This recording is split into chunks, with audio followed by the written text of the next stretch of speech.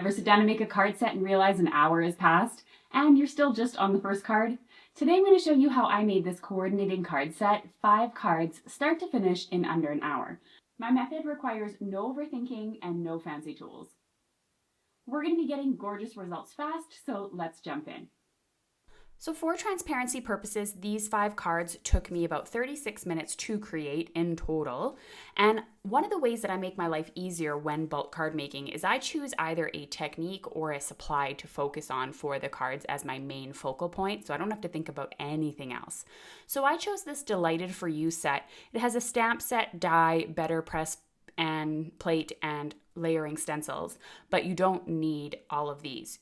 Pick a pattern paper set, pick a stamp, pick a die, whatever you want. Now I wanted to hop back on the screen for some reassurance. For this particular card set, I'm using the Betterpress machine to stamp my image. I want you to know that you can use a simple stamp rather than a Betterpress plate. And I'm actually going to show you the difference of what it looks like, this stamped image versus the Betterpress plate image, because I have both. So I thought I'd show you what the difference looks like on screen. So you can replace this with stamping, you can replace it with die cutting, you can replace it really with anything. So just don't feel intimidated by the fact that I'm using the machine. All right, back to the card. I haven't pulled up my Betterpress machine in ages, so I thought, why not grab the machine? And we're off to a good start by having a plate upside down. So what I like about this machine, and I've done a whole review on it, which I will link to in the video description below. I like this machine. It does its job. It stamps crisp and beautifully every time. There's no learning curve, and it's not like the hot foil machine where you get good results most of the time, but not every time. That's what I really admire about this machine, is you really get good results every single time. But it is expensive, and I talk about that in the review video, whether or not you want to go down this rabbit hole or not. Stamp sets are more than fine to have in the replacement of the Betterpress machine. So I've taped my paper, as you can see, to the top of the plate. There are grid lines for that, which is really nice. And I chose to use the Betterpress ink because I have Betterpress ink, and I'm just going along and just inking up the plate.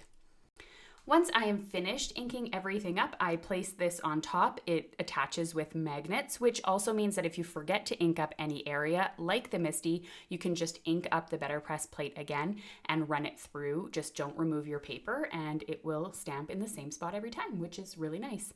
And then I'm going to take off the lid, and now you can see I have the stamped image. What I love about the Betterpress is that you get like a crazy crisp image, and it's an even image and a little bit of texture, but it's very subtle texture. You can't see it on screen. Now let's chat quickly about bulk card making. I'm going to go into the very basics of it. The thing you want to do with bulk card making is you want to do your steps all at once. So what I'm doing here is I'm going to create 5 cards using this floral set, which means I'm going to stamp this 5 times and all in a row. And this way you're creating a production line, it's called. And when you're creating a production line, it's a lot quicker. Rather than doing a card from start to finish, we're working on all 5 of them generally at the same time. This really saves you in your craft space as well, because let's say I'm doing this, which requires the die cutting machine, the Betterpress machine, the plates, the ink, and some paper. After I'm finished with this, I'm done all of this. So I can put the die cutting machine away, I can put my Betterpress machine away, I could put my Betterpress ink away, and I can clean my surface in between to get prepared for the next step, because I don't need these tools ever again. I'm lying here because I decided to actually die cut the flower. I do need the die cutting machine, but you can clean up the most of your things on your desk, and then your desk doesn't get so crazy as you're creating. I thought now would be a great time to show you the difference between what a stamped image looks like and what a Betterpress image looks like. And this is the result we've got here. Let's zoom in for a second. So on the left, we have the Betterpress image. You can see that it is very crisp and perfectly stamped. On the right, you will see when it comes to stamping, you do get some little variations when it comes to stamping, like little mistakes, which obviously can be fixed. Like you might have things where one line is a little bit thicker, or you miss an area, which obviously you can go through the Misti again. But I wanted to show you there's not a huge difference, so don't feel intimidated if someone's using a Betterpress machine. You can stamp the image. A lot of companies make both. Moving on to step number 2, which is the layering stencils. Now, when it comes to bulk card making, I don't necessarily recommend layering stencils if you're doing things like 50 to 100 cards or something like that. Because I'm doing just 5, as time consuming as layering stenciling can be, it's not it's not manageable for 5 cards, I guess you could say. Much easier than coloring, in my opinion. So I'm going to go ahead and do this. And when I'm creating bulk cards, that's my tip number 2, is pick just one thing that is slightly time consuming. So you can see that I stamped using the Betterpress. I don't consider that necessarily to be time consuming, but the layering stenciling is. And therefore the rest of my card, I don't want anything complicated about it. I don't want to have to sit and wait for paste to dry. I don't want to have to do anything of the sort. So keep things simple for the rest of the card, but do choose something that does take a little bit of time. And this way you really can give something that you're super proud of, that you've worked hard on, and that is very professional looking. So as you can see, when I'm going through the layering stencils, I'm using layer 1, and I am doing all 5 cards at the same time. This way I don't have to clean stencils in between. I can have just one ink pad out, the one color that I need, and then I can put that away and do the color number 2. This again helps my surface stay a little more or a little less cluttered. And same with cleaning off the stencils. I save the cleaning off of the stencils until the very end so that I'm cleaning all of them at the same time and not each individual one, because that's more time consuming. So I've gone over and skipped a couple of the layers. In total, I believe there were 5 with this set, maybe 6. And then the image turns out looking like so, which I really love. I think this image is very pretty, very versatile. You could use it for so many different occasions. And it looks really fantastic when it's finished. All right, moving on to our next step, and that is die cutting everything. This can be a very time-consuming task as well, and something I don't recommend if you're making 50, 100, 200 cards for a church, nursing home, soldiers, whatever the case is. But for 5 cards and a little card set, it's totally doable. If you were to be creating something like this in a large quantity, then I would suggest either the Betterpress plate or the stamp set that you stamp directly onto the card base rather than die cutting it, so you save yourself this step. And I always like to mention that when you're using dies for your cards, just remember that for each die you use, you have to run it through the machine times the amount of cards that you're making. So if you're making something like this and you're making 10 cards, you have to run this through the die cutting machine 10 times. If you're making 100 cards, you got to run this through 100 times. And so I always kind of use die cutting sparingly in bulk card making.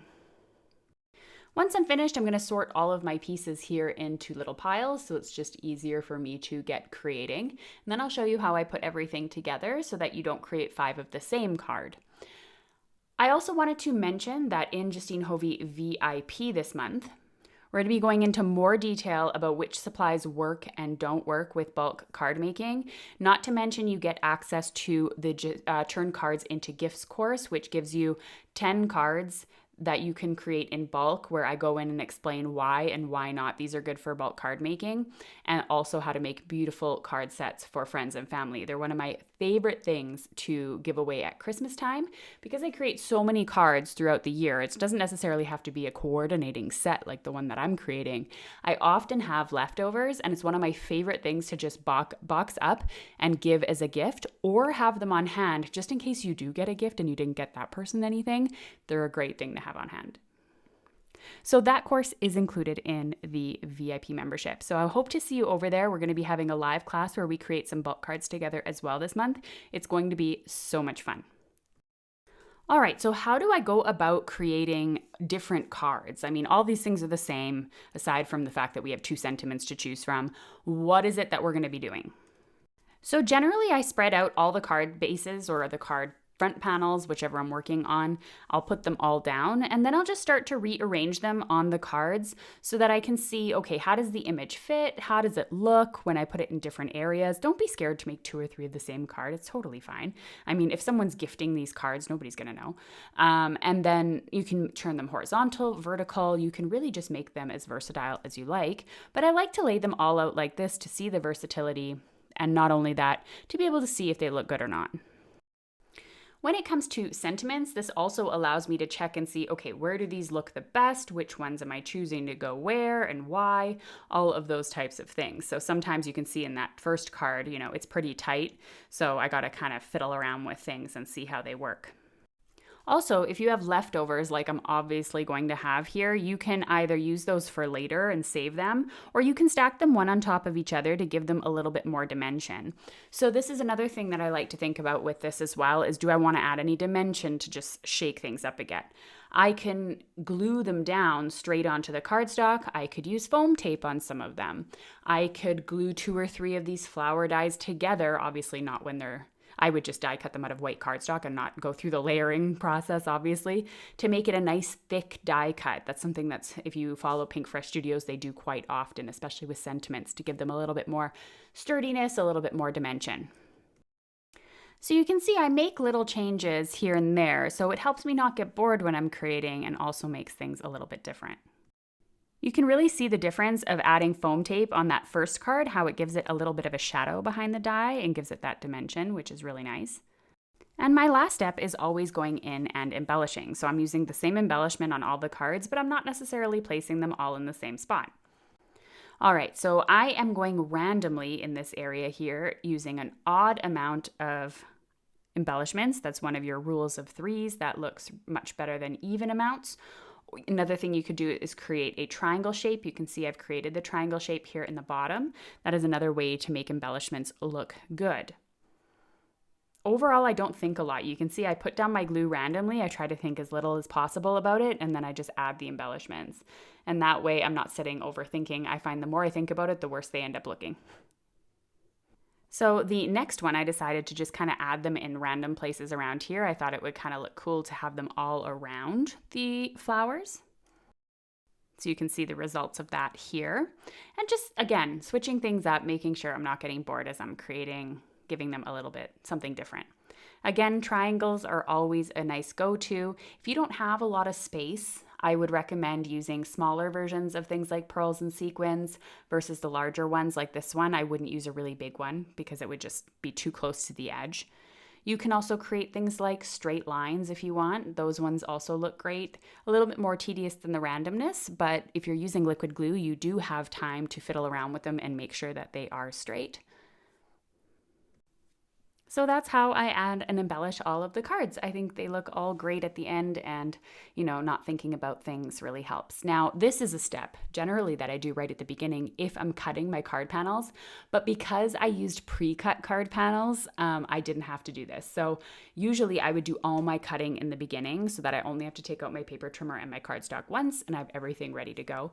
But again, I used pre-cut panels, so I went and did my card bases at the end. And once again, making my life easier in smaller steps, I scored at 4 1/4 inches on the short side and cut at 5 1/2 inches on the long side to create 2 bases with just 2 runs through my trimmer. I'm going to do this for as many cards as I need, which is 3 pieces of cardstock for this one, and I'll have 1 base left over. Last step always seems to be gluing, generally gluing all the things down. So I'm adding my panels onto my card bases, and then I will show you the final results. So now you can just simply wrap them up using a ribbon. You could use a plastic card box that they sell, or you can create your own. I'll put a link in the video description below for a die that allows you to do that. So cute, perfect gift idea. And there you have it, a full set of coordinating cards made in under 1 hour.